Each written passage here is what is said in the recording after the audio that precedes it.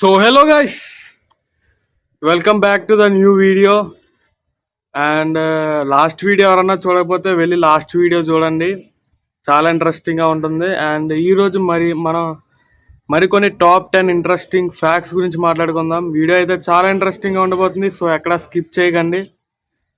So ఇంకా మనం ఏమాత్రం ఆలస్యం చేయకుండా లెట్స్ గెట్ స్టార్టెడ్. మీకు తెలుసా, people who are born in December month అంటే జనవరి, ఫిబ్రవరి, మార్చ్, ఏప్రిల్లో ఎవరైతే డిసెంబర్ మంత్లో పుడతారో వాళ్ళు వెల్దియర్ పర్సన్స్ అంట. సైంటిస్ట్లో ఒక రీసెర్చ్ చేశారు. ఈ రీసెర్చ్ ప్రకారం the people who are born in December మంత్లో పుట్టిన వాళ్ళు అందరితో పోలిస్తే కొంచెం వెల్దీ అండ్ హెల్తీ పొజిషన్లో ఉన్నారంట. మీలో ఎవరన్నా డిసెంబర్ మంత్లో పుడితే కింద కామెంట్ సెక్షన్లో చెప్పండి.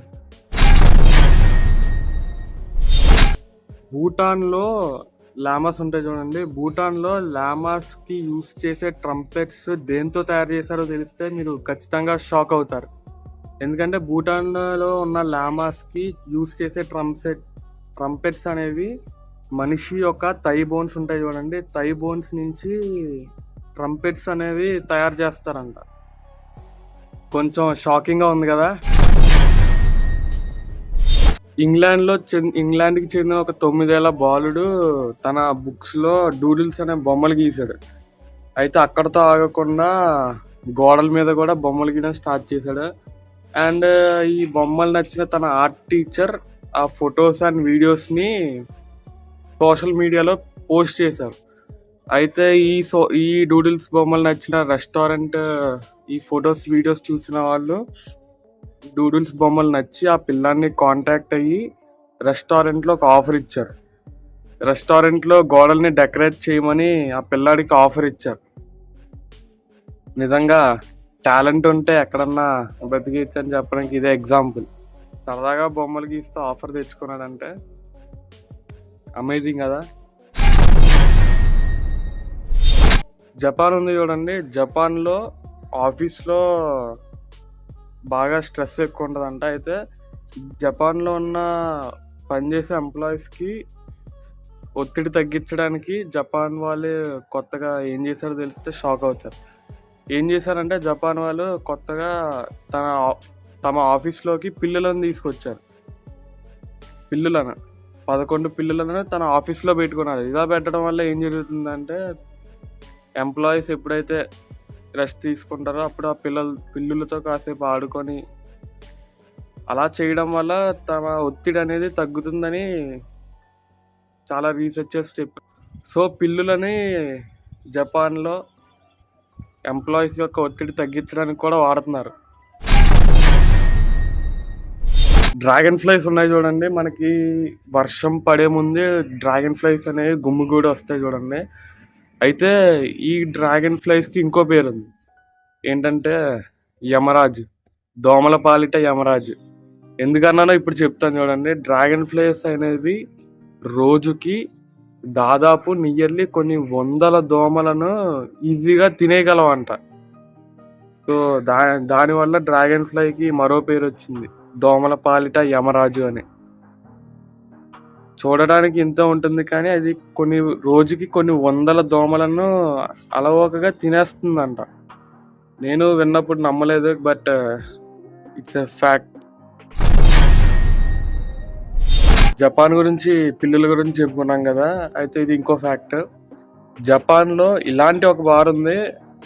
ఆ బార్లో సపరేట్గా ఎంప్లాయీస్ కోసం ఒక బార్ పెట్టారు.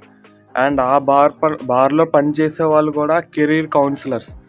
అంటే ఈ ఎంప్లాయీస్ ఎప్పుడైతే ఉద్యోగం మానేద్దాం, వర్క్ లోడ్ ఎక్కువ అయిపోయిందని చెప్పి అనుకుంటారో వాళ్ళందరూ ఆ బార్కి వెళ్తారు. అండ్ అక్కడ ఉన్న కెరీర్ కౌన్సిలర్స్ వాళ్ళ స్టోరీ విని వాళ్ళకి తగ్గ సలహానిచ్చి లైఫ్లో రైట్ వేలో తీసుకెళ్తారంట. ఇలాంటివి ఇండియాలో కూడా ఉంటే బాగుంటుంది. ఫిలిపియన్స్ కొత్తగా ఇలాంటి ఒక చట్టాన్ని తీసుకొచ్చారు. ఏంటంటే ఇప్పుడు మనం ఎలిమెంటరీ నుంచి హై స్కూల్ నుంచి డిగ్రీ దాకా చదువుకున్న విద్యార్థులు ప్రతి ఒక్కరు కూడా 10 మొక్కలను నాటాలి. అండ్ ఈ 10 మొక్కలు నాటకపోతే వాళ్ళకి సర్టిఫికేట్ అనేది ఇవ్వరు. ఇది ఫిలిపియన్స్లో పెట్టిన ఒక కొత్త చట్టం. అండ్ నాకు బాగా నచ్చింది. డిగ్రీ సర్టిఫికేట్ కావాలంటే కంపల్సరీ ప్రతి స్టూడెంట్ కూడా 10 మొక్కలను అనేది కంపల్సరీ నాటాలి. అండ్ అలాంటి రూల్ తీసుకొస్తే కూడా మనకి ఎన్విరాన్మెంట్కి కూడా చాలా మంచిది. ఇప్పుడు నేను చెప్పే స్పైడర్స్ కేవలం హవాయి దీవుల్లో మాత్రమే కనిపిస్తాయి. అండ్ వీటికి కూడా ఒక స్పెషాలిటీ ఉంది. ఏంటంటే వాటి DNA and structure and body structure వల్ల వాటికి ఒక అరుదైన సిమ్టమ్ ఉంది. ఏంటంటే ఈ స్పైడర్స్ అనేవి ఎల్లో కలర్లో ఉంటాయి. అండ్ వాటి పైన ఒక ఇమోజీ లాంటి రెడ్ కలర్ స్టిక్కర్ పెట్టినట్టు ఉంటుంది. ఇది వాటి DNA structure and body structure వల్ల వాటికి ఇలా అరుదైన స్కిన్ కలర్ అనేది వచ్చింది. ఇవి కేవలం హవాయిలో మాత్రమే కనిపిస్తాయి. ఇప్పుడు ఒక అరుదైన ఫిష్ గురించి చెప్తాను. మీకు స్క్రీన్ మీద కనిపిస్తుంది కదా, దీని పేరు వచ్చేసి ది ప్యారెట్ ఫిష్. అండ్ ఇది పడుకునేటప్పుడు ఏం చేస్తుందో తెలిస్తే మీరు ఖచ్చితంగా షాక్ అవుతారు. అండ్ ఇది డీప్ సీలో పడుకున్నప్పుడు దాని చుట్టూ ఒక బబుల్ లాంటిది అనేది అరేంజ్ చేస్తుంది. అండ్ ఈ బబుల్ ఏం చేస్తుందంటే అది ఉంది అన్న విషయాన్ని ఇతర జీవులకు తెలియదు. అంటే సెన్సెస్ ఉంటాయి చూడండి, అవి ఇక్కడ ఒక చేప ఉంది అన్న సెన్సెస్ అనేవి మిగతా ఫిషెస్కి తెలియదు. అండ్ దానివల్ల ఇది ప్రశాంతంగా పడుకుంటుంది. ఈ బబుల్ అనేది చాలా యూస్ఫుల్ దానికి, అది ఒక అడాప్టేషన్. అండ్ ఈ బబుల్ వల్ల మిగతా చేపలు ఏవైతే ఉంటాయో మిగతా చేపలకి ఇది అక్కడ ఉంది అన్న సెన్స్ కూడా ఉండదు. దీనివల్ల దానికి బ్రతికే ఛాన్సెస్ అనేవి చాలా పెరుగుతాయి. సో ఇవి సాధారణంగా ఏ జీవుల్ని అటాక్ చేయవు. సో ఈ బబుల్ అనేది దాన్ని ప్రొటెక్ట్ చేసుకోవడానికి మాత్రమే వాడుతుంది. లిటరల్లీ అమేజింగ్ కదా. సో గైస్, మనందరికీ కోకోకోలా తెలుసు కదా. అయితే కోకోకోలాకి అండ్ పెప్సీకి మధ్య దారుణంగా అయితే కాంపిటీషన్ అయితే ఉంటుంది. అయితే కోకోకోలా కంపెనీ వాళ్ళు తమ బ్రాండ్ని ప్రమోట్ చేసుకోవడానికి కొత్తగా ఇలాంటి ఒక మెషిన్ తీసుకొస్తున్నారు. ఏంటంటే ఆ మెషిన్ ఉంటుంది. అండ్ వెళ్ళి మన ఆ మెషిన్ని కనుక హగ్ చేసుకున్నట్టయితే మనకి ఒక కోకోకోలా అనేది ఫ్రీగా వస్తుంది.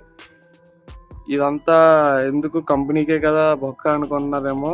బట్ ఇలా చేయడం వల్ల కోకోకోలా అనే కంపెనీ బ్రాండ్ అనేది ప్రమోట్ అవుతుంది.